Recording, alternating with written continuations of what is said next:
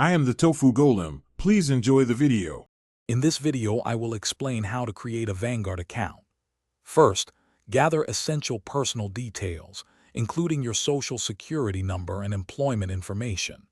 Next, consider the account type that best suits your needs, such as an IRA or a brokerage account. Finally, assess your investment objectives and comfort level with risk to guide your initial choices. This preparation ensures a smooth setup process. Once your account is open, it's time to select your investments.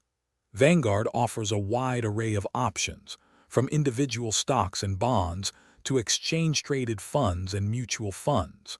For a simplified strategy, consider a target date fund that automatically adjusts over time. Always review the expense ratios, aiming for low-cost funds to maximize your long-term returns. Now, let's fund your new Vanguard account. The easiest method is to link your bank account for secure electronic transfers. You can also set up recurring contributions, which is a fantastic way to build wealth consistently over time. Be aware that some funds may have minimum investment requirements, often around $3,000, so check those details before investing. After funding, actively manage your investments.